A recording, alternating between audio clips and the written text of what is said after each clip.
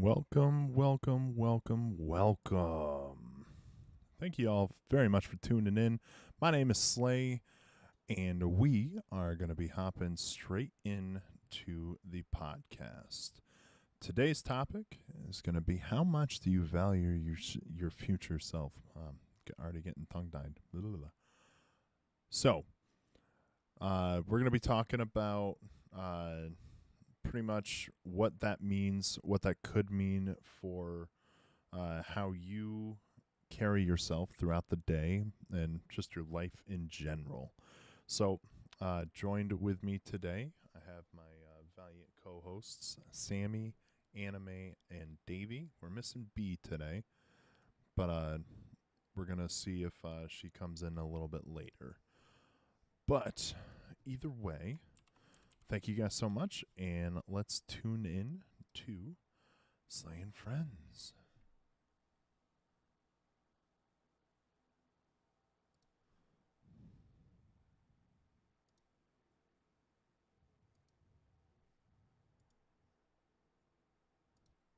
How's it going, guys? Say hi.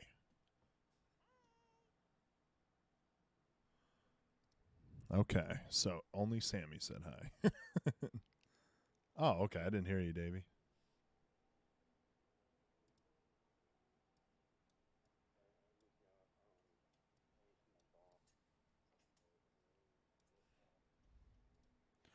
Well, ooh, all right. Okay. All right. Here come the bars apparently. Anyway, so today's topic: how much do you value your future self? Now, what I meant by that whole proposition, that whole question, was quite literally break it down day by day. What is your thought process throughout the day? I'm gonna let all you guys answer. Take as much time as you need.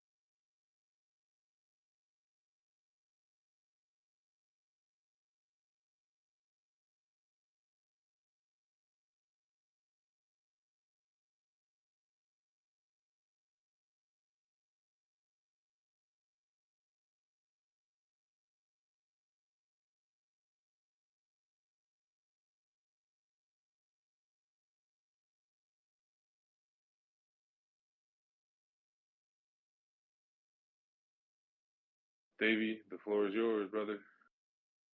Well, if you've tuned into any of our previous podcasts, we talk about the age difference, obviously, and like an Anime King and myself. He's 21, 22, 21, brother. 21. I'm 27 years old. So at 21, I wasn't planning on the future. Wasn't planning on, you know, uh, setting the groundwork and the foundation for what I wanted.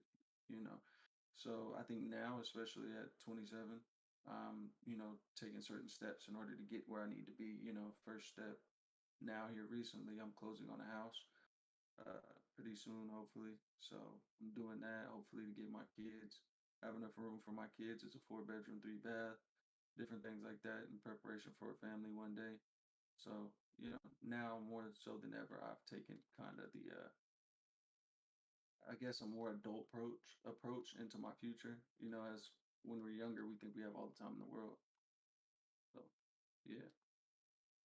I kind of completely agree with that with the whole age difference. I definitely think that when I talk to people who are older than me, um, they seem to think more into the future, and I think it's also dependent on person as well.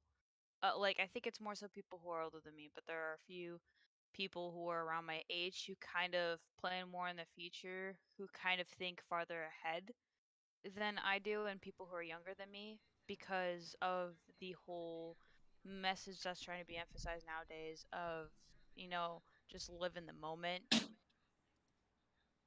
Uh, So, on that point, that actually brings up a really interesting question.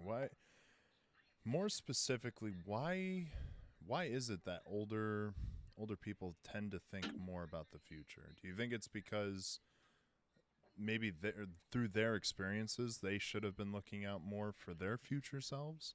So we kind of like crumble into this whole don't do what I did, do better kind of like mindset, or do you think it's just uh, a genuine thing that was kind of happening where if you value your future self, good things come out of it? Was it genuine wisdom, or was it more like lived experiences now sharing the negative side of that experience? Do you know what I'm trying to say? Did I phrase that right? Yeah, I I got what you're mean, saying.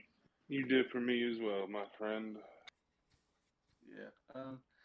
I genuinely think that is what it is. The fact of I didn't do this when I was younger and I waited so long and I could have had it this and that, so much earlier had I, just focused and did what everybody was telling me. But it's it's a hindsight's 2020 type of deal. It's easy to Yeah. say, you know. So it's more of like a hindsight issue. Like, yeah, I should have did this when I was younger, but if you do this, I can tell you when you get to my age, yada yada. Right. So why do you think the young don't value the future like the old do? Because I agree with Sammy's sentiment that most young people just could care less. They have that extra drink. If we're thinking in like terms of health, they will go to McDonald's and they'll eat, like the whole menu. I know I did for a while. And like, as far as like careers go, they'll look for a high paying job, but not anything that really has a promise of uh, job security or even just like a promise of really good education for the job that'll last long. It'll just be a big paycheck that's really quick. And what's what's been kind of bothering me about this topic is if you tell somebody the age old social experiment, I'm going to give you $5 now, or I'm going to give you $100 in the future. A lot of people will say, give me the $100 now. But if you make those even, we'll say we'll play with higher numbers, right? We'll say $1,000 right now, or I'll give you $10,000 in 30 days in 1 month. Most people will just take the thousand right up. Why do you think that is? I still have yet to answer that question, because in any other regard, it seems ludicrous to not just wait a month to get $10,000. $10,000 is like life-changing money for most people. Life-changing as in they could pay all their bills or maybe, pay off something. But my point is like, in that context, the data is pretty clear with the fact that people will take the instant 1,000 over the 10,000 in a month. And You mind if I answer for this one? Yeah, go for it. Because people are greedy as a human race. It doesn't matter. Sometimes it matters or not whether you're young or you're old, but generally speaking, people are greedy. And then, see, if I was in that situation, I would take that 1,000, but I would end up multiplying it, or investing it, so to say, to get that 10,000 in that same exact amount of time, and then return that initial 1,000. Okay, but wouldn't it make more sense to your investment at this point would just be time? Your only investment in this endeavor is time to get $10,000. So I mean, using your logic, it would make more sense to invest 10,000, right? I mean, yeah, it would, but I'm just looking at it as in a way to where you'd also pay it back. Yeah, but I also disagree with the fact that that makes people inherently greedy to take that 1,000 immediately, because if they were greedy, then they would wait that month, because it's not double or triple their money. That's 10 times more their money. So if you were greedy, by definition, you would wait that month, and you would look out for your future self in that regard.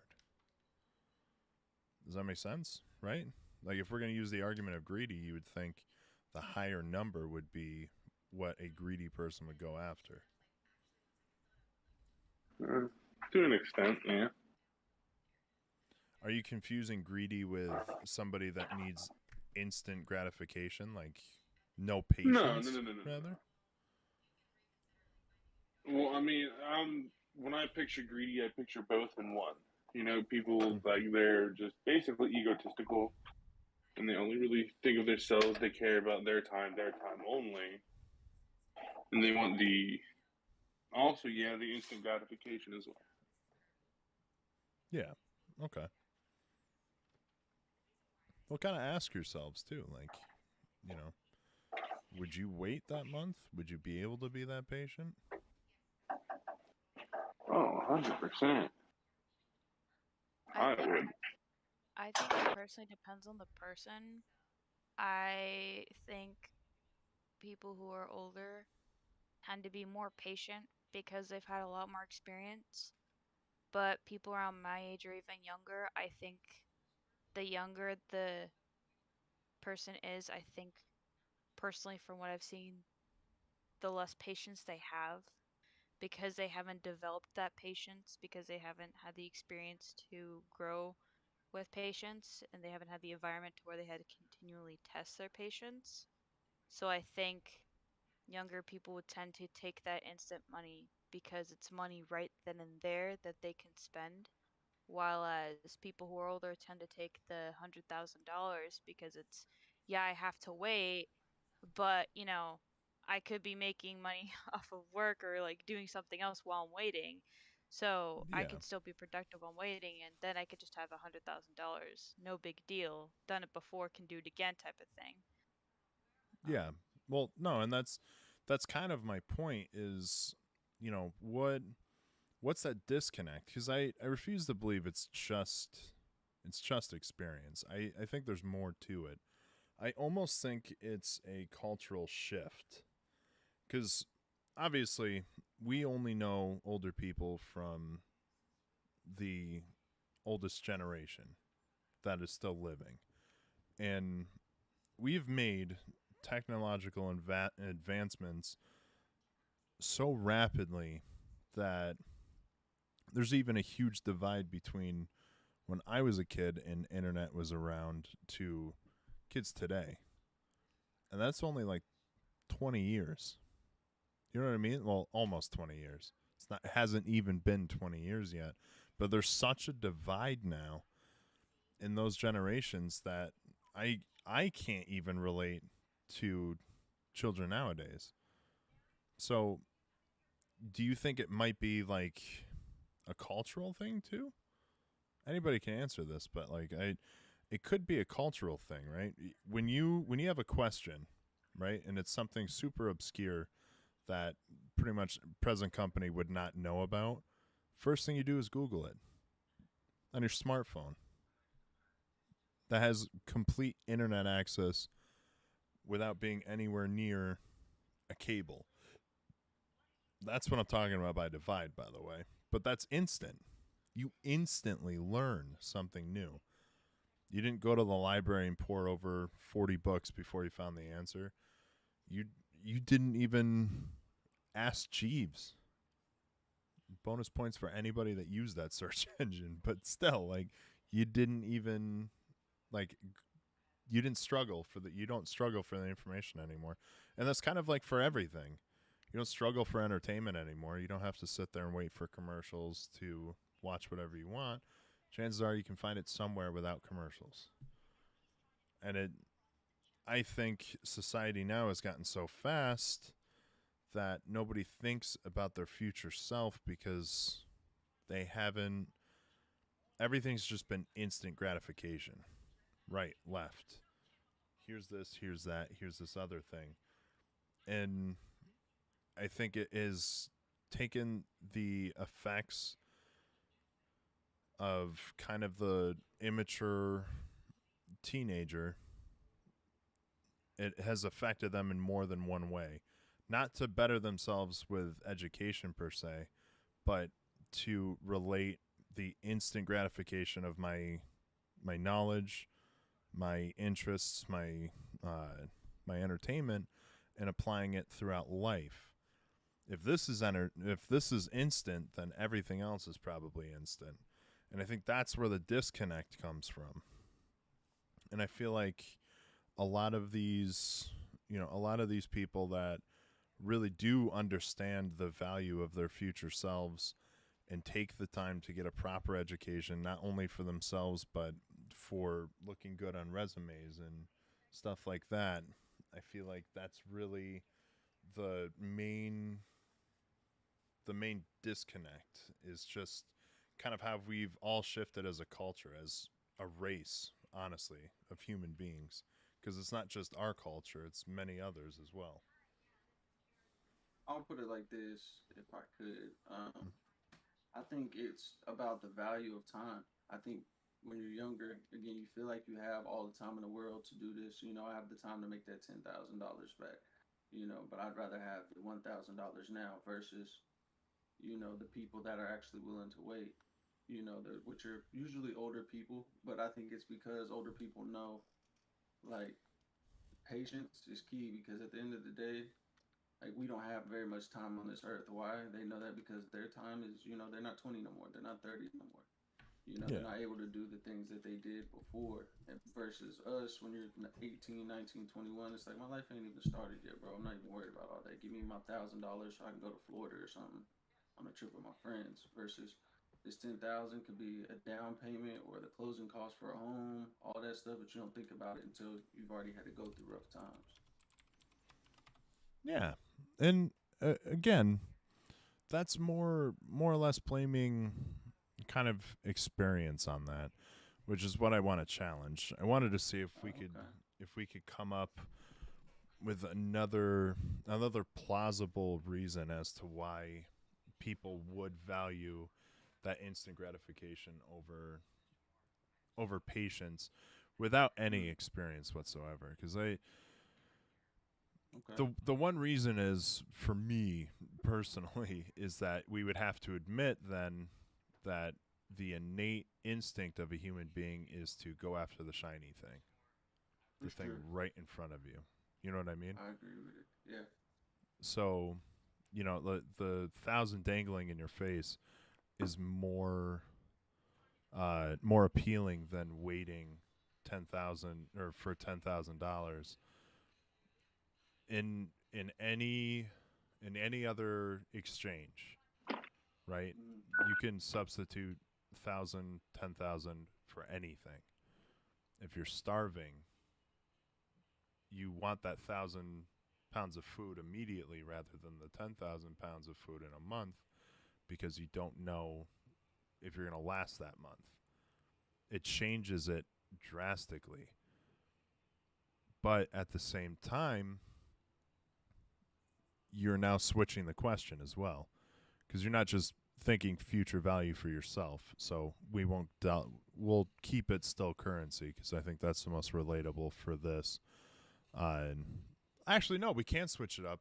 The one thing that I did want to segue into, I think the best example of looking out for your future self, honestly, is making healthy decisions.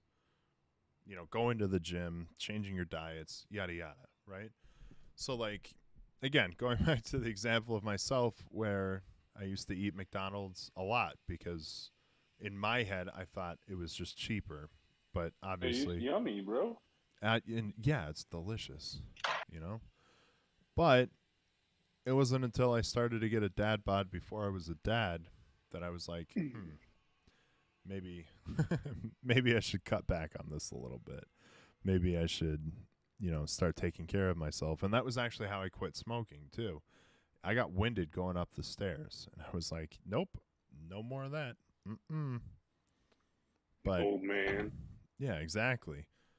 But I wasn't old. I was like 25. Like that's that no. Anyway, my point is if you stop and you work towards a goal, not only is it proven that chances are you will achieve that goal if you work at it consistently, every day or close to every day. But on top of that as well, your brain responds with dopamine in huge doses when you set out for a goal and achieve it. So there's just multiple reasons why it should be innate that all of us take the road of looking after our future selves because there's huge rewards for it. But again, it always comes back to the variable, or actually, I think it's majority, that people just jump for instant gratification. Everybody would just rather sit on the couch and watch TV. And I guess you could argue that it's easier to do that than go to the gym, but that I also instant. feel like it has to do with how you're brought up and how you're raised. Well, I mean, Because yes, those are factors, but yeah, I was raised to be a workhorse, and I would still rather watch TV every day. Yeah, I would kind of partially disagree, but also partially agree with Anime's point because my sister, uh, she was brought up by kind of a family to where when it was just my mom, my sister, and I, we were on the go, we were on the run. Um, when my stepdad came into the picture, we kind of slowed down a bit, and so did my sister, so did my mom and I. And we weren't really as active. And when my sister left, she became super active, even more so active than we were. Um, and she's almost 30. Like she goes hiking, or she goes rock climbing or bike riding every single day. And she's, cut back on a lot of carbs and stuff. She's eating a lot healthier. Um, and she's fit and everything. Like she even added in hot yoga. Like she's doing it all. Um, no, so that's just to, insanity. so I think to some extent it can be how you're born and raised, but at the same time it's to when you know, grow up to be from a little like chick to a full-fledged bird and leave the nest, that's up to you. That's not necessarily how you were brought up because you can change your style after that point because you're not surrounded by that continuous environment and you're not kind of like pressured to stay in that environment. So like for me, in the house, I kind of feel like I should slow down with my parents and stuff and not be as active. While when I'm away and kind of at school and I see my friends going to the gym, I kind of want to join the gym with them because I'm not in that slow down environment. I put myself in a more active environment. I did that to myself. It wasn't necessary. and I was brought up completely differently. So my point being, like, to some extent, yes, it could be how you were born and raised, but to also the other extent, once you put yourself outside of that environment, you can change, your lifestyle. You can change your choices and your actions. It's more so on you at that point. That that actually really well sums up my whole viewpoint on uh the like being brought up a certain way kind of argument, because anime, to your point, it influences you up until a point, and to Sammy's point, you are who you associate with, and that can be your family or that could be your friends. So it's always really good practice, not only for your future self, but also just in general, even for instant gratification, to surround yourself with people that are doing things that you want to do, or you're in an environment where you're encouraged to better yourself, whether it be going to school or getting a coach for your vocals. You pick who you want to associate with so you can grow into the person you want to be, either by example or just by encouragement. With that being said, however, there are a lot of cases where it might be in your best interest, especially for your future self, to let go of a friend, but the instant gratification of, well, they're super fun to hang out with, or, have you seen them drunk before? Like, come on, like, these guys are awesome when they're partying, kind of mentality breeds a huge issue for your future self, and it doesn't bode well for the future, but it feels really good in the moment to hang out with them. So in that context of, the difference between being brought up a certain way and, kind of how you are today, I don't like that excuse, because you are who you associate with encompasses that whole argument of your household, how you were born and raised. I was raised this way, yada yada. You were raised with influence, however, you are now responsible for who influences you now as an adult, and you can shy away from bad practices and look towards good practices. So that's all I'm saying at this point. Yeah, that's why I definitely think, Slay, when you were talking about kind of society kind of playing a point in the disconnection, because nowadays I can't tell you how many times I see advertisements for like earn instant cash from like Cash App, Yep. or like playing video games and all that stuff. Because, like you said, there's several advancements in technology. People are taking advantage of those advancements. People are on social media all the time and stuff like that. Um, and so companies and stuff take advantage of that with those advertisements. And so I think because we're surrounded by that, and we're kind of using our social media to define us and using our digital platform to, in a way, define us, Yeah. I think that's part of why we're kind of in the now. Because for like people who want to earn money through content creating, they're like, we want to earn all the following now. We want to earn the money now. Um, or, I want this video to get a crap ton of views now. Like stuff like that. I definitely Yeah. think that technology and society, because of people are like, you know, you're you're a part of the it when you're in society, for lack of a better phrasing. You got to be a part of society to be a part of everyone else. So I definitely think society definitely plays a part of that.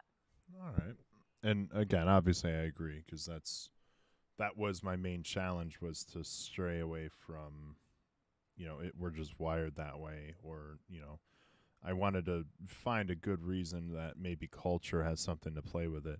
But Davey, you are in a very unique situation because of your occupation and where you work. How often do you say you interact with service members that are actively serving right now on base? Every day, all day, just suits everywhere. I mean, we have a bunch of civilians, but I mean, you have the MPs, you have dudes that are in the service that are learning some of the similar jobs that we do. So I mean, I see them quite frequently. So, with that being said, with those interactions, do you get the sense that they either signed up for not only the military, just more specifically for the for their job to be in that specific field? Do you think it's they were thinking of their future self? They're valuing, what is going to happen for them in the future, or do you think this is just an easy paycheck for them until they serve their time? Yeah, it just depends on who. Because I met plenty of people who were like, I didn't have a direction prior to. So, and then, this kind of helped, I guess, map it out early or map it out for me because I didn't know what I wanted to do. And then working here, I learned this is what I like to do. But some of the people knew, like, hey, I get paid to learn this stuff on the job, and I'll have two paychecks coming in from the military and one from, the skills that they teach me. So, Yeah. yeah, that's kind of the story I often hear. Yeah, so it seems more often than not it's a steady paycheck. And do they ever talk about the skills being monetized outside of the military? Like when Oh yeah, for sure. Yeah, Like so especially the electrician guys or the yeah. electrical guys, they're like, I know how to do this now, and so I make some money outside. I Oh, don't for plan on sure. being here forever because I know how to do this now. So Yeah. once my 4 years of being signed up are over, I'll probably be out. Yeah, no, for sure. And but you see, to me, that's still looking out for your future self, right? Right. Taking advantage of signing up for because as you know, interacting with the military a lot, you understand that it's not very fast. It's not as efficient as it could be for Right. like things getting done. So you know that a Right. lot of these guys are patient for that reason. So I think the innate decision to join the military is them looking out for their future selves in whatever type of way. Even if it's paycheck and benefits down the road, if they're going to make this a career, they're in for 12 years, 16 years, I don't know the max, but they're in there for a while. You get a pension and you get all of these things just innately handed to you. You know what I mean? So it's like, this is the kind of like these are the kind of thoughts that I have that I go, well, obviously you made this decision thinking that, down the road this is going to be an amazing thing for you.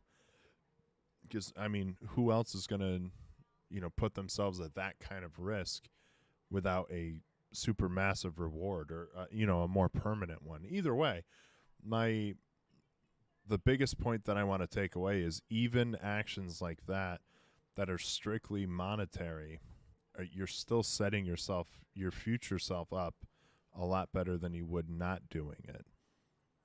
And to that point as well, there's a whole bunch of flyers around my hometown that the Army they have sign-up bonuses and stuff.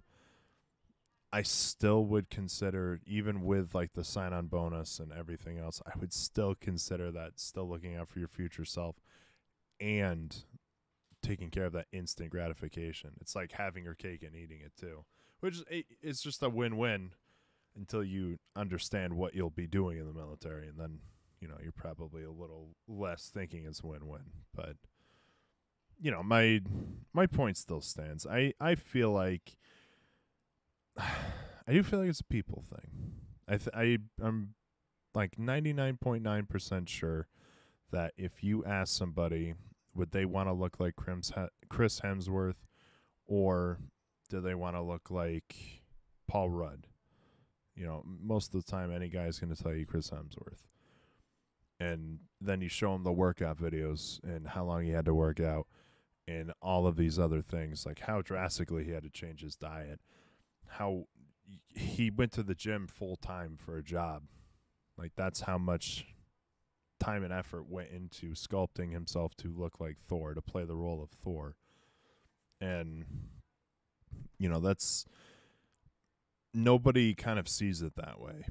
I think that's the other thing too. I feel like a lot of people have this really skewed version of what hard work is, because when you innately look at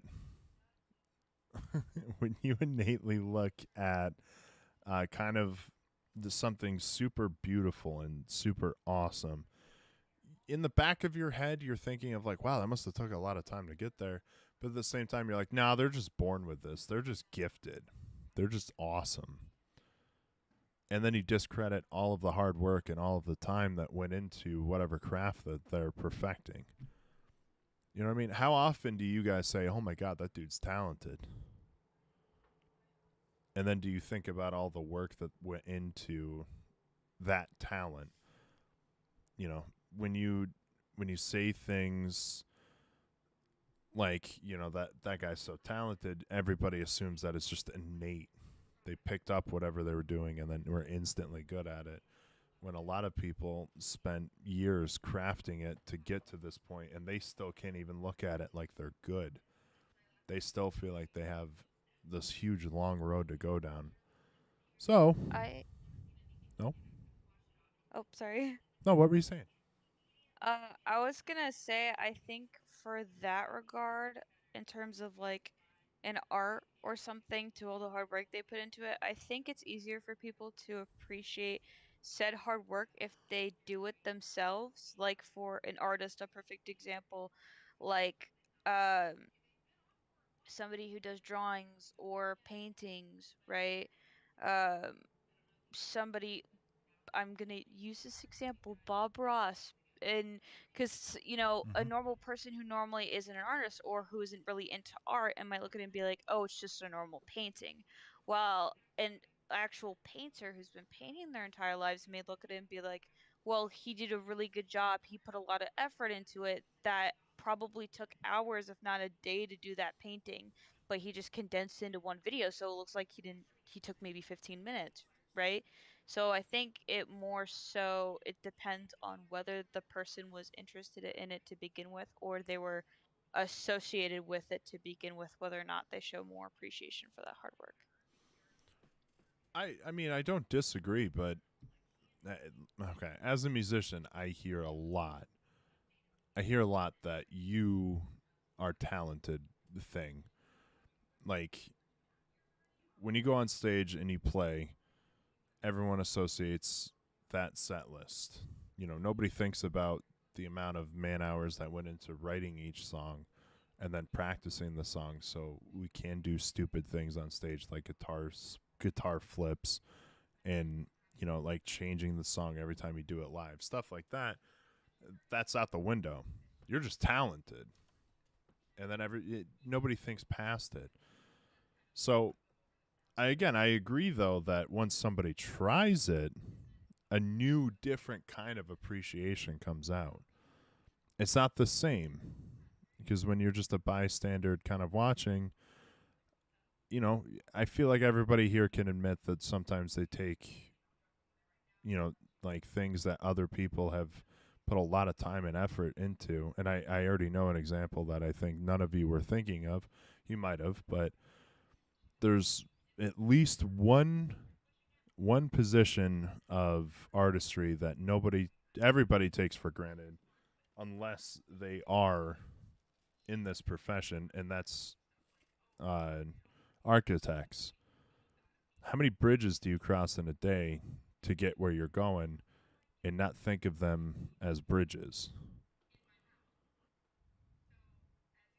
On the highway is one a lot. Yeah. And an architect probably slaved over the weight distribution, the where they were going to put the center of gravity for the bridge, the frequency in which the bridge is going to vibrate at when a car drives over it, so on. Like all of these things that nobody's ever going to think about, we drive over and under with barely any gratitude. I say gratitude without like even thinking about it. Like not a time a day was put into that thought of that artistry. Anime, Yeah, Oh, sorry. I'm so sorry. I should No. let other people. No, you're okay. I was going to say anime works at a hospital. Think about that for a second. This person valued their future so much that they went to school for 12 plus years to learn how to save a life. And when you go to the doctors, most of the time you shit talk them because, they just handed me drugs. They didn't even try to look at me. When you don't know what happened, 2 hours ago, he might have been in a life and death situation with a patient and lost the patient. And now he's got to deal with your cranky ass. To be fair, I didn't go to school for what I do. I kind of just clean. So. Well, I said in a hospital, and I was giving an example of doctors.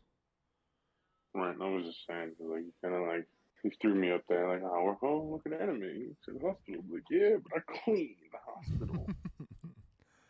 Which is even cooler. Hell You know what, anime? If I get really injured and you go to the hospital, you're the first person I'm calling. Anime, I broke my leg. Help me.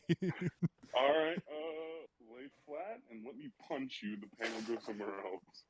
Nope, that's not how that works. So, I'll put it like this too, something that people don't, because I'm a big sports guy. I'm a big Kobe fan.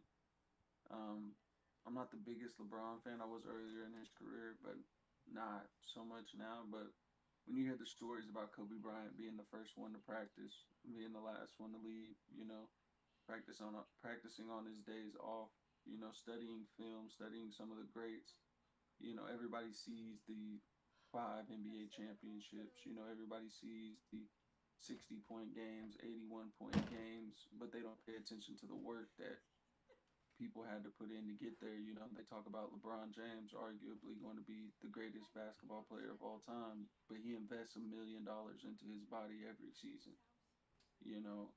On top of, and that's eating right, doing all these things. So he's able to compete at the highest level at 37 years old. So, people talk about people being great, like you said, but they don't take into consideration the amount of hours, the amount of time away from themselves, away from their families, away from doing other things that they may enjoy in order to achieve the greatness that they've obtained. I think that's definitely a part of the selfishness, and I know that sounds really bad. I'm not making, people out to be villains or anything, but I think regardless, we unintentionally sometimes make selfish choices, and we think in a selfish manner. Um, I think if we were to be more in a humble environment and stuff, I think we would uh give gratitude to other people with the hard work. But um and especially going back to what I was talking about earlier, if you put yourself in that situation and then you put yourself and experience it and try it out yourself, then you put more gratitude into people who actually do it for a living. But I think because people aren't willing to put themselves in that situation, and some people aren't willing to try it out, or people aren't willing to think about it, I think it's just like it's a part of the selfish nature to where people are kind of only focused on themselves to some extent, whether it's intentional or unintentional or anything along those lines. I think that's a big part of it. I don't disagree, but at the same time, I anytime that you appreciate art, it's a selfish endeavor. Do you get what I'm trying to say? Like when you listen to a song, you don't really care about how the artist feels. You care about how it makes you feel. Yeah. You know what I mean? So just innately, the act of appreciating art, you're only appreciating it from your point of view. Unless, like, obviously, if it relates really close, you innately have that ability to really appreciate the artist's point of view because it mirrors yours. But that's really the only time. You genuinely have to work to put yourself in that artist's shoes and feel the pain of whatever they're going through. But if you're innately selfish with kind of like the intake of art, then I guess you wouldn't really be appreciating like the future at all in any regard. Obviously that would be more of past because you're seeing the finished product of somebody's future self. you would be seeing somebody's future self in the present and not really appreciate the road that they had to get there. But in that whole endeavor, that whole transaction, emotionally, physically, mentally, it was all selfish. And again, they might view it as selfish for themselves as well, because I enjoy what I do, talking to you guys, doing anything voice acting related, playing music for everybody, streaming for the masses. I enjoy all of that. But when you're viewing, it's purely for your own entertainment. Because if I'm not entertaining, you click off. If I'm not entertaining, you leave the bar I'm playing at. And it all matters as far as what you're getting out of it, not what I'm putting into it. Does that make sense? Yep, I agree. Yeah. So my future self, when I'm looking out for my future self, lately it's been all about how can I make my future self more marketable than present self. And that's a struggle in and of itself, because as I stated before, the world's changing a lot faster than I can even keep up with. So it's hard to keep yourself marketable throughout all of this passage of time when we're just advancing crazily. But I guess that'll segue us into, kind of like the self-help portion of our podcasts here. So I'll go around the room before I absolutely just rob you guys of all your talk time here. I'm so sorry. This is a very important thought experiment for me, because this question I have been pondering since, when did I post that? Earlier this week? Was it like Monday when I posted this? Monday, Tuesday? I haven't stopped thinking about it since, though. But anyway. I can let you know right now, actually. It was Tuesday. All right, yeah. So since Tuesday till now, it's been one of the only things on my mind that I've been thinking about. But either way,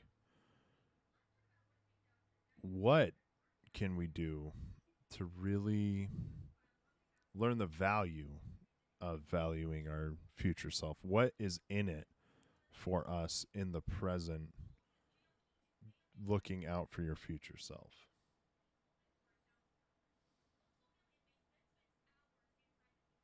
Floor's open. Whoever's got an answer. Actually, you know what? Davey, you go first. You answer that. I have to piss, so I'll be watching my own stream, listening to you guys. Do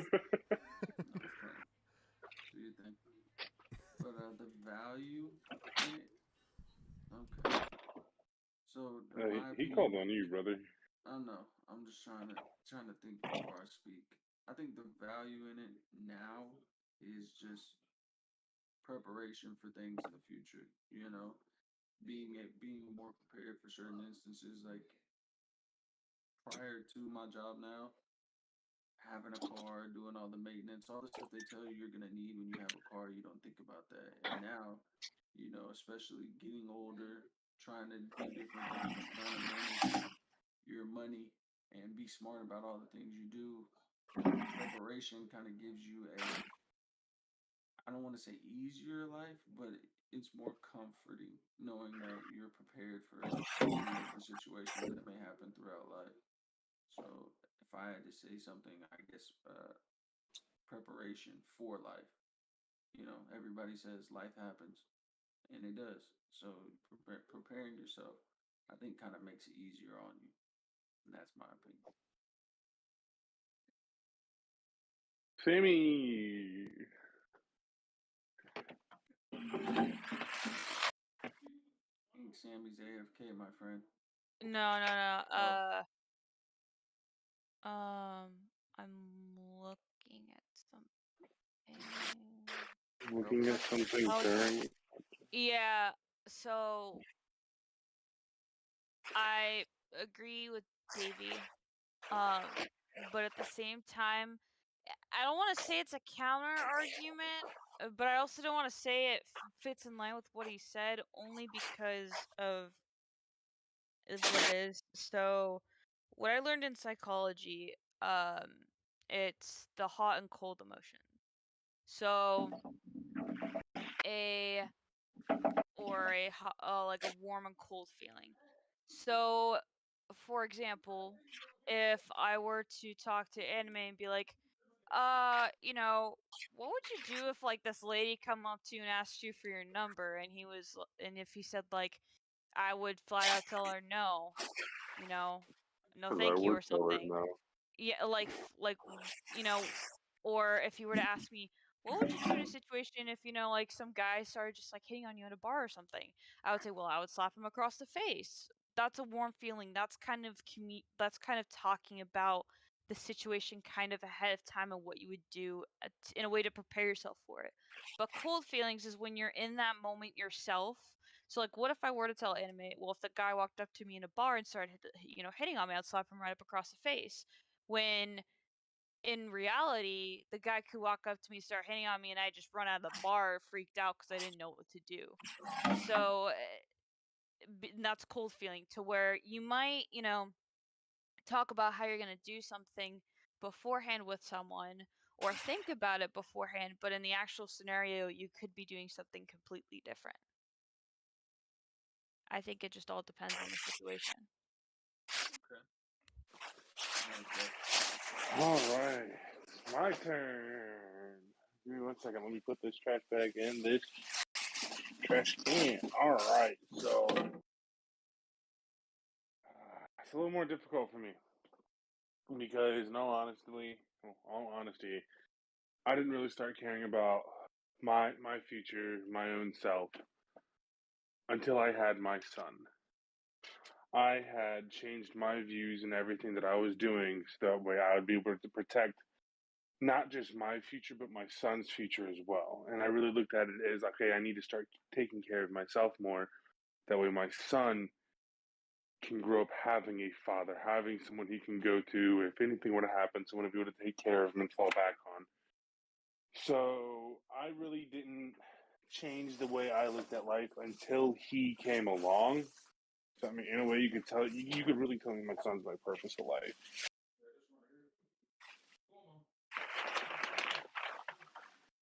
So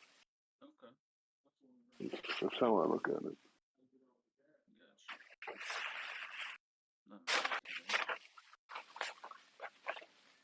Someone here at the hospital kind of just heard me say every last word of that and just walked away. I was like, okay. Can't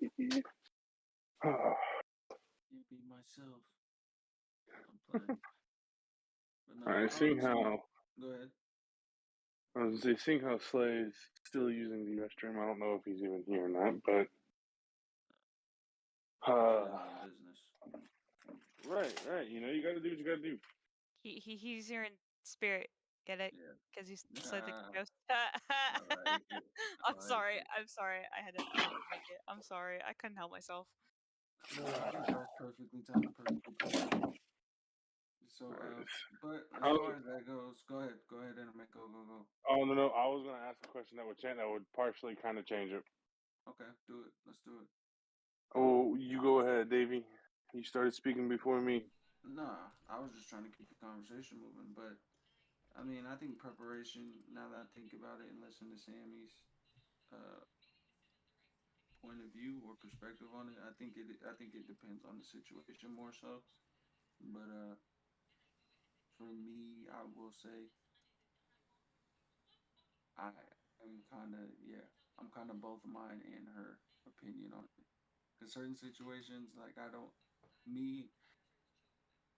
say I'll put hands on somebody, like I'll fight somebody, some shit happen, but a lot of times, depending on what the scenario is, where I'm at, like I can't just swing on somebody at base at my job. You know what I'm saying? If they're being disrespectful, so preparing myself in different ways, to handle certain things. Yeah, for sure. I agree with Sammy. Okay. The psychology 101 class came in clutch. Well, I was going to say, to that point of the hot and cold feeling of, where you have this initial scenario play out in your mind and you get that warm feeling of, I would totally do this, are you really taking into account what you would do? Or are you taking into account what you feel is the right thing to do in that moment? I think for warm feelings personally, when I talk about them, I think it's what I think would be the best course of action, because I'm thinking more so because I have time and I'm thinking ahead, I'm planning it out, I'm using my head more. But I think in the moment with the adrenaline kicking in, I think my brain, to be completely honest, would shut off and I would use my heart if nothing. But I think I would just kind of use instant instinct of what would it would just be like a flash reaction. I wouldn't even know if I would use my heart or my brain. But I think with the warm feelings, I would especially use my brain because I'm able to plan it out and think more about it versus trying to have that instant reaction. I see. I try to process things as logically and as close to me as a person when I think about my warm feelings. So, for instance, if somebody came up to me to engage with me in some romantic way, I know what my answer would be before I even give it. But I'm not answering with anything other than, I've been in situations like that and I know what I would say. Does that make sense? It's not like I have this expectation in my head of what I should say. So, I outwardly say, yeah, I would totally do that. I would always approach it from, well, this person's doing this and I'm married. So that's not ever going to happen. Because I know in my heart of hearts, it's not ever going to happen.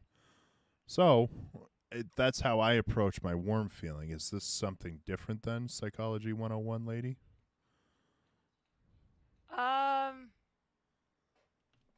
Well, it's still within that. So like, because we don't actually know how we're gonna react in that scenario. Like, going back to me, yours is a little bit of a different case, I think, as you said, you've actually been in that situation, which is almost circling back to the whole experience argument. Like, if you have actually experienced that situation, you're more prepared for it because you've been in that situation before.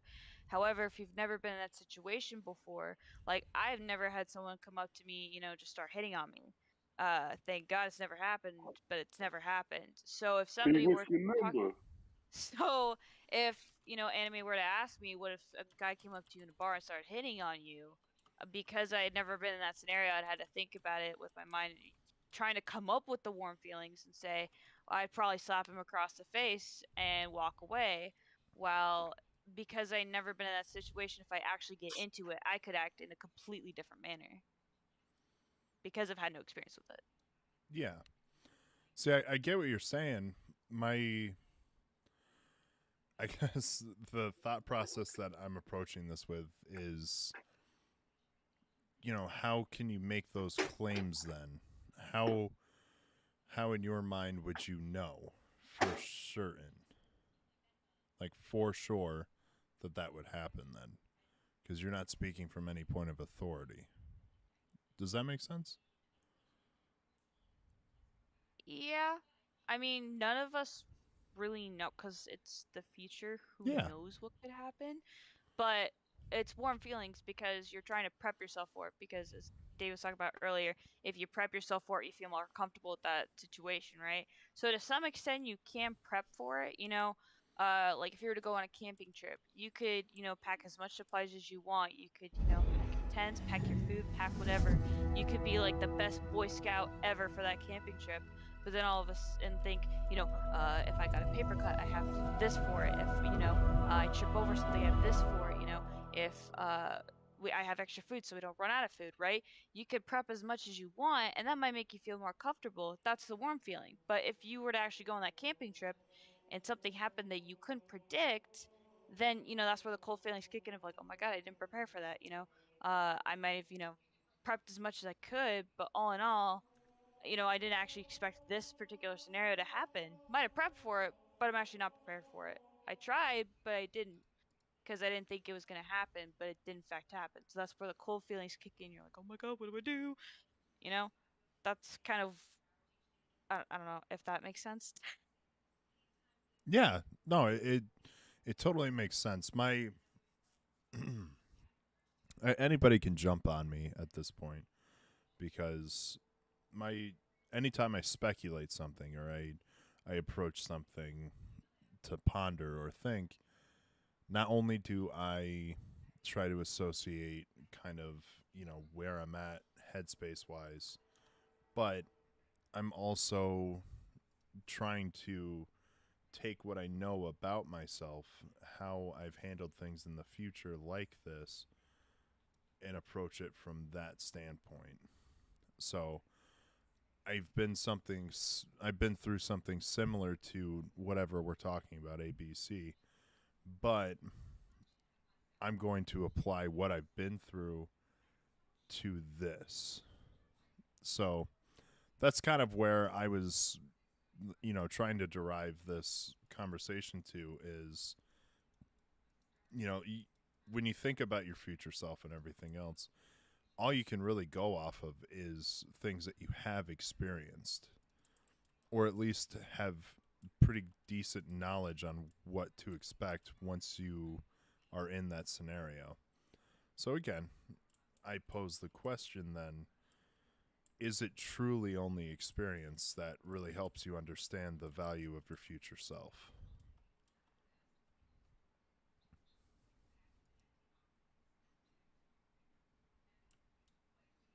Oh, I would probably still go with that, but I'm not 100% sure. I personally would go off of experience because I'm of the whole I don't know what the future holds. The future could change at any moment, and so my future self could change at any moment. I think that people around my generation that could be their mindset, which is why they're not super prepped for their future selves because they don't know. For me personally, I like to be in the know. I like to know things way ahead in advance. Like whenever I go to a trip, I like to have an itinerary of like dates and times and all that stuff. I like to know. So talking about the future, it feels so vague and it just feels like an unknown origin. It feels like an unknown thing that I can't grasp and I can't 100% you know think about and 100% plan out because the future could change at any point. uh, so I think people around my age or younger might think similar, if not the same. So they don't think about it. They don't think about their future selves because they're like, we don't know. We don't know what's going to hold. So might as well be in the present because that's what we know. We know we're in the present and we know what's going on now. But, but I mean, applying that same logic, you don't know what's going to happen because the future turns into the present very quickly. That's true, but a lot of people are like, shit, I could be dead tomorrow. So Yeah. I might as well do this now. Yeah. All right. So I think instead of blaming age and experience, then maybe it just all comes down to mindset, Mm. right? So maybe it's that change between I don't know what the future is going to hold, but I know that I'm going to do what I can that I know that is tangible. Cuz I guess to that point, Sammy, we as a species have been around long enough to understand what certain actions we take in the present that will influence our future in some regard, such as living a healthier, cleaner lifestyle will lead to a longer, healthier life. That's tangible. We can measure that, but it's all in preparation for the future. However, there are absolutely people that say, I'm living in the moment. I want this goddamn cheeseburger and I'm going to eat it. I don't care what my body says tomorrow.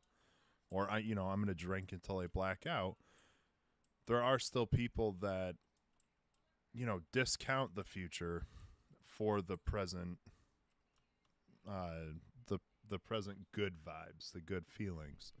So, to your point, Hello, sorry, my apologies. My fiance had called me. They are on the road right now. nope, you're fine. What did I miss? Sorry? What did I miss? Well, we were actually getting into, I think, the crux of the issue, because I think we were really hung up on experience being the number one reason why people tend to think of the future more often than not. And now I'm challenging that with it's a mindset issue that we find in younger generations because, again, they're young. They haven't been around to, and I think it does end up looping back anyway, because I think it's more of a younger generation thing because they haven't had the time to actually watch their present actions turn into fruitful games in the future. So that would innately just be a lack of experience of investing into something for future gain. They just have never experienced it at all. Are you wanting me to comment, or are you wanting anybody to? I was expecting somebody to challenge me there, because. All right, I will actually. Okay. So you can get on any type of social media right now, correct? Mm-hmm.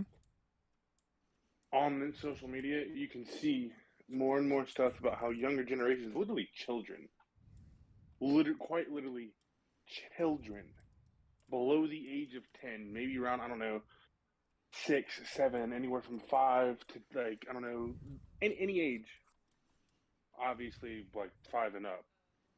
But you can see that they're doing stuff at that age to be able to think of their future and do stuff for their future. I mean, just the other night I saw this post about how I think it was a little girl, made a lemonade stand, and when someone came up and asked her what it was for, she said it was for her college education in the future, for herself. And then there's other circumstances where you can go and you see all kinds of kids going out and doing stuff such, for examples like lemonade stands, because that's a really, really common thing. Some people do Kool-Aid stand. Myself personally, I did a Kool-Aid stand. I didn't make no money from it, but I did Kool-Aid. And whether or not certain examples, I've seen, to help out with, some medical bills for their parents, or just anything that's not just going to benefit. I mean, it can straightly just benefit them, but it could also benefit others in the same time. But they're still taking the time in the process. They're thinking about the future. They're making a goal. They're telling themselves, all right, I have to do this, and this to reach this goal. And step one is right now. I need to just start doing this now. And they do follow these steps, and they end up getting and reaching their goal. So therefore, I believe it depends on the individual, and it doesn't. I mean, yes, a lot of it is aging a lot, but then again, it's always still individual, especially with what I just said. I personally do believe it's more individual than age, because there are the younger audience is starting to do this more and more and more now in today's society. I guess then we're going to agree to disagree, mainly because I don't see that often. And I think that's why it's also getting the coverage that it is because it is abnormal. It's not of the norm. It would be the exception to the rule of thinking only in the present that's tangible rather than the future that isn't. So when you use examples like that, you have to consider how many 5-year-olds there are in the world and how often they're just going to get after a cookie before they open a lemonade stand for their college funds. Because if you ask my 6-year-old right now, what college she's going to go to, she's going to look at you like, huh? And it's not like it's been from a lack of talking to her about it. It's just going to come down to she wants a snake. Lack of experience. Yeah, well, she just wants a snake from Animal Adventure, a stuffed snake. That's all she wants. That's all she cares about. And that's just an instant thing. So go get her a stuffed snake, bro. She deserves it. No, the one she wants is $64. Oh, never mind. She don't deserve that much. Yeah, it's huge. Yeah, but anyway, I digress. The point that I'm trying to make is, yes, absolutely, it's individual based, but I think it's also a mindset where you tell somebody, you know, that you'll have all of these unique and awesome things in the future, but you know, you got to wait for them. You got to work for them. You have to put in not only time but effort. And I think it's more of it might even be not only the fear of the future, but it also might be something along the lines of fear of failure as well. Because when you grab that cheeseburger, you know, in the eyes of many, you've already failed, but you know, to the eyes of another majority, you know, you're living your best life. So, you know what I mean? That's the best way to kind of quantify the points of view, but also at the same time too, you have to think of it as a fear of failure in regards to I'm going to invest a lot of not only myself, but my time, my energy, and everything into this. And if I don't reach my goal, I'm going to feel like garbage. I 100% agree, you know. And do you mind if I give an example for this? Sure, go for it. Okay, myself is going to be the example. So whenever we first started being friends and everything, Slay, however many years ago, we started streaming on Twitch together. Mm-hmm. You know, we started out together, everything like that. And there became a point in time where even now, when I look at it, I'm not pulling anything, and there is always the constant thought running in my mind. There's always someone better doing this. There's no way that I'm going to be able to get any views because of certain aspects that I'm doing, and then I get scared of the possible outcome in the future. Like, okay, well, even if this did happen, there's always going to be someone better than me. So there's always going to be different reasons why audiences will pull away. Mm-hmm. And so yeah, then there's other things where you look there and you think about it, look at the difference between, you know, you and I, Slay. You've given yourself more of a means to be able to proceed in the future with content creating, mm-hmm. whereas I have not. Yes. You gave yourself the means. You thought about the future. You really thought, oh, hey, you know, this is something that I really want to do for a career. When at the time, I thought of it as, oh, okay, this is just something I want to do. It seems cool, and didn't think of putting the future into it as much as I do now. Yeah. Yeah, and again, it all comes down to your mindset, and I think that's if I were to tell somebody, hey, you need to think more about your future, and they would push back with the sense of like, well, you know, what does that entail? A lot of effort, a lot of time. You know, I don't want to spend my time setting myself up for the future when I can just be living a valued life right now. And you know, that's really the crux right there is, mm-hmm. You know, do you ask him, it's time. Are you afraid of failure? Are you afraid that if you put in this much time that you will come up short? Is that why you fear the future so much?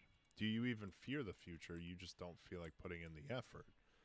You know, like it all comes down to, I think, mindset and patience. So. Mm-hmm. Now, I mean, I don't know what my fiance has to do with it, but oh, I forgot her name is Patience. Yes, you know, I solely agree. And then to add on something more, like Davey, for example. Davey, could you speak up, please, if you are currently present? You're... All right, so Davey, you have said yourself, you know, you're new to streaming, you're just being able to, like, you have almost everything ready for affiliate, and then not too I long hit it ago. last week, or Oh, 2 or 3 okay. days ago. Yeah. All right, never mind. You hit it. Congratulations, by the way. I'm proud of you. Yeah, congrats, man. Thank you. But when you first started doing it, you probably didn't really put too much thought into it, did you? Not at all. I seen all the PC setups and all that, and I was just streaming from my console, and then I seen a lot of PC gamers were like, everybody knows the PC works better, smoother, faster than the console, and I was like, well, the console guys are the PC guys are the ones getting the money, and they have the skill, but they also have the hardware. So at the time when I was just starting out streaming 2K, I didn't take it too seriously until probably 2, 3 years ago when I purchased my first PC. Right. But then once you did that, you started planning everything out, did you not? 'Cause, I mean, now you have a mic on, you have a decent quality. Well, not a mic. You have a camera on, a decent quality mic, and you really sit there and think about it. For sure. I do my research, especially now, I have the podcast that I do, and I'm like, Right. well, I see these people have solid mics. It's not just a mic to their headset, which I was using for the longest time. So yeah, I did my research and then I applied it, I guess. Yeah. Right. Sorry for kind of taking over, Swag. I was wanting to put in more examples. Sammy, SMART goals: sustainable, measurable, obtainable, realistic, tangible. Huh. Wait, what? What now? What? What did you What look you up? say? No. I read what Sammy said in the chat. Oh. Yeah, somebody talked about goals and a leadership training I attended. They talked about SMART goals, like a goal that you set for yourself, like in the future. Um, it's sustainable for S is immeasurable, tangible, realistic, and tangible, and what's the time, like what time are you putting on it, and stuff like that, Yeah. and that like kind of is it a SMART goal? Should you stick with that goal or should you change your goal? And Well, all right. Let me now flip this to a decision being made in the present, right? Damn, y'all like really looked at me like, "What'd you say?" I was like, Well, I thought got you were scared. looking up a definition for something, and I was like, what did we say that you didn't understand? I'll help define Everything. it. But anyway, Breathing. my first thought is to, okay, so let's test my theories now and say, what is this flipped back? Let's flip this, because these SMART goals are obviously something for the future, and depending on the goal, it depends on how long that time frame is. So, like, becoming partner on Twitch, that's not something that's going to happen in a week. That's going to take a while. But let's say we're making the You guys. initial decision to what's something really silly? We're gonna go to the bar. We're gonna go get drunk. What if we applied the SMART goals kind of outline here? Sustainable? No, it's not sustainable at all. It's gonna sustain me for the next 4 hours. Is that worth it? I guess right now it feels worth it to me. Measurable? Yes, in the amount of alcohol I'm going to consume versus my wallet. Obtainable? Easily obtainable. Realistic? Yes. Tangible? Absolutely. And I think that's the kind of things that go through your mind, but you ask them in different ways. Obviously the tangible and realistic and obtainable, those can all be roped into one when you're talking about a present situation. But when you're talking about the future, you can ask those kind of questions because you're setting yourself up for something. Whatever that something is going to take time, and the amount of time that you put into it will directly affect how quickly you obtain that goal. But for, again, present decisions, usually it's instant gratification, right? So, setting the goal to go to the bar, if you apply these same things, do you think that you would end up going to the bar more often if you apply this logic? Or do you think that it's going to kind of make you stray away from it because you really think the same way you would about your future self? What do you think? In purely speculation, unless you guys do this, because I don't do this.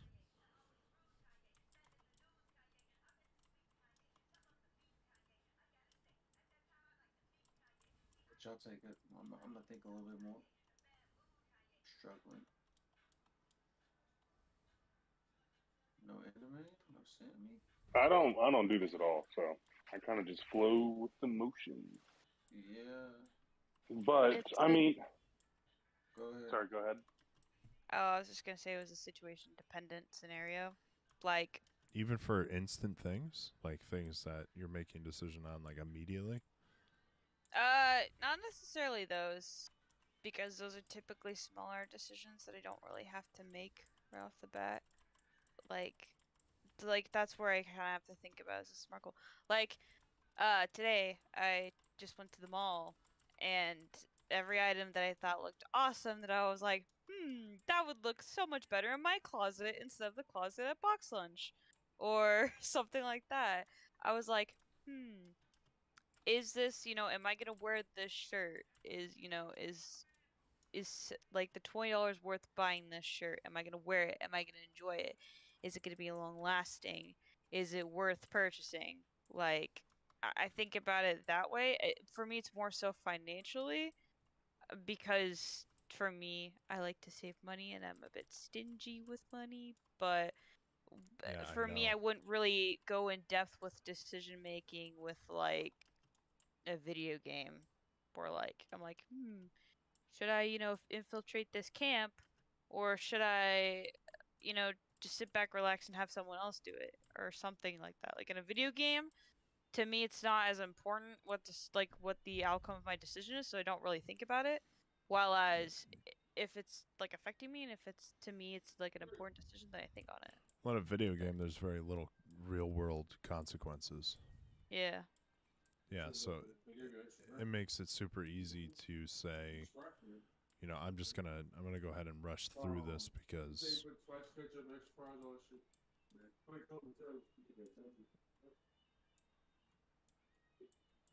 I was really confused. I was like, what's happening?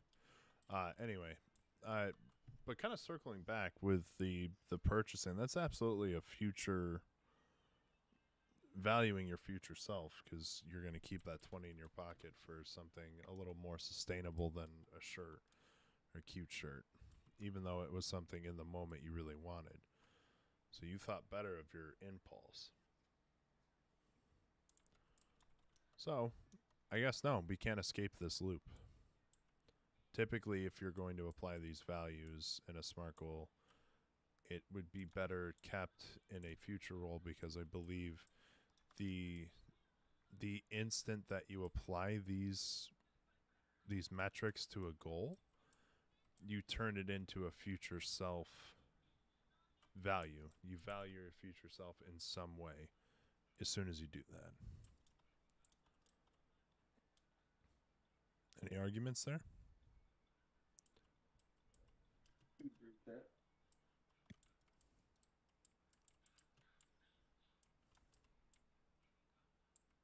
Well,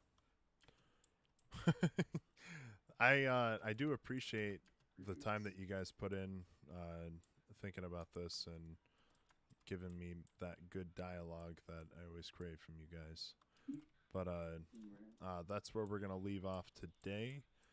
I do challenge anybody listening now or in the future, think of your future self a little more often.